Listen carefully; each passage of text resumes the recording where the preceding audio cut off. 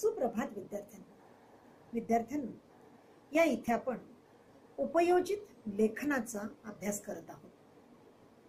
उपयोजित लेखनातील निबंध प्रकाराचा अभ्यास करताना मागील भागात आपण वर्णनात्मक निबंध कसा लिहायचा हे पाहिलं. आजच्या या भागामध्ये आपण आत्मकथन कसं करायचं याचा अभ्यास करणार आहोत, यावर प्रकाश टाकणार आहोत. आत्मकथन निबंधासाठी आत्मनिवेदन, आत्मवृत्त, आत्मकथन, मनोगत, कैफियत या वेगवेगळ्या शब्दांचा वापर केला जातो. या प्रकारातील निबंधातल्या विषयातील प्राणी किंवा वस्तू आपण स्वतःच आहोत असं मानून हा निबंध लिहायचा असतो. या निबंध प्रकारामध्ये ज्या सजीव किंवा निर्जीव व्यक्तीचं आपण कथन करणार आहोत किंवा आत्मकथन तो करत आहे, त्यावेळेला वाक्यरचना जी आहे ती वाक्यरचना प्रथम पुरुषी असायला हवी. या सजीव निर्जीव वस्तूचं किंवा प्राण्याचं गाऱ्हाण, तक्रार किंवा व्यथा मांडताना त्याच्या सुखदुःखांवर जास्तीत जास्त भर द्यायला हवा.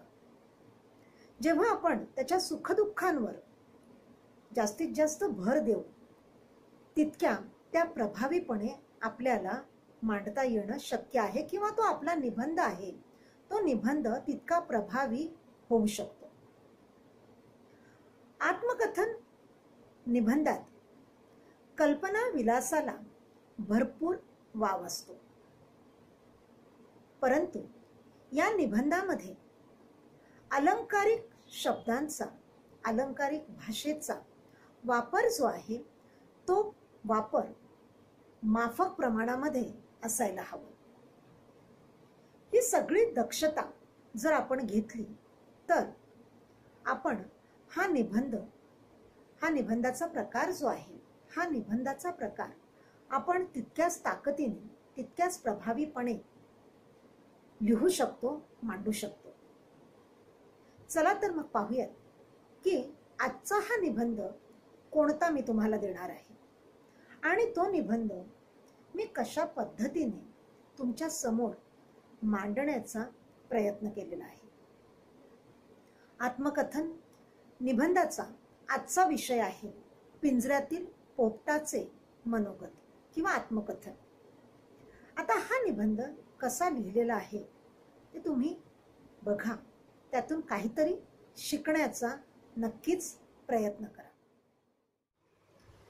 विद्यार्थ्यांनो, आत्मकथनासाठी तुम्हाला इथे कोणता विषय मी दिला आहे आणि त्याचबरोबर त्यासाठीचे मुद्दे काय आहेत हे आपण पाहणार आहोत. निबंधाचा विषय आहे पिंजऱ्यातील पोपटाचे आत्मकथन. या निबंधासाठी मुद्दे आहेत पूर्वीचे आनंदाचे दिवस. एका शिकाऱ्याने पकडले. त्याने अनेक पक्षी पकडले होते. पोपटाची एका श्रीमंताकडे विक्री. पिंजऱ्यात ठेवणे, गुलामगिरीचे दिवस आणि शेवटचा मुद्दा आहे दुःख. आता वळूयात आपण हा निबंध कशा पद्धतीने लिहिला गेला आहे. आता हा पिंजऱ्यामध्ये कैद असलेला पोपट त्याचं मनोगत कशा पद्धतीने सांगतोय बघा. हा मुलांनो, मी पिंजऱ्यातला पोपट बोलतो आहे. मी या पिंजऱ्यात दुःखी कष्टी जीवन जगत आहे. आता मला हे जीवन अगदी नकोसे झाले आहे. या पिंजऱ्यात मला मधुर फळे खायला मिळतात. घरातले सर्व जण माझं कौतुक करतात, पण मला कोणीही पिंजऱ्यातून बाहेर काढत नाही. मला माझे पूर्वीचे स्वातंत्र्याचे दिवस आठवतात आणि मग मी खूप दुःखी होतो. पुढे तो म्हणतो, बालपणी मी किती सुखात होतो. जंगलातील एका झाडावरील घरट्यात माझा जन्म झाला.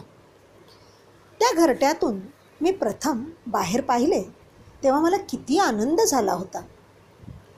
पुढे माझ्या पंखात बळ आल्यावर जंगलातील झाडांवर मी स्वच्छंदपणे विहार करीत असे.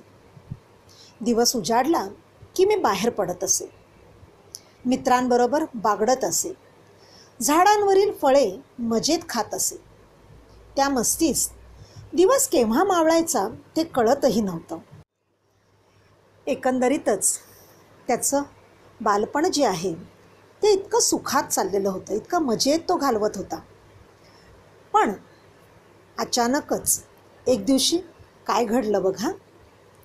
तो पोपट सांगतोय, एके दिवशी मी जमिनीवरील दाणे टिपत असताना कसा कोण जाणे माझा पाय जाळ्यात अडकला. मी ओरडू लागलो, पण माझे सोबती माझ्या मदतीला न येता उडून गेले आणि मी मात्र शिकाऱ्याच्या हाती सापडलो. त्याच्याजवळ इतरही पुष्कळ पक्षी होते. आम्हाला सर्वांना त्याने एका श्रीमंत माणसाला विकले आणि त्याच्याकडून भरपूर पैसे घेऊन तो निघून सुद्धा गेला. मग या श्रीमंत माणसाने या पोपटाला एका पिंजऱ्यात कैद करून ठेवलं आणि आता हा पिंजऱ्यामध्ये कैद असलेला पोपट कशा प्रकारचं जीवन व्यतीत करतोय ते सांगतोय बघा. तेव्हापासून मी हे गुलामगिरीचे जीवन जगतोय. माझ्या मालकाने दिलेली फळे गोड मानून खातो. त्याने शिकवल्याप्रमाणे मी मिठू मिठू बोलतो. मनात नसतानाही इतरांना रमवण्यासाठी मला शीळ घालावी लागते.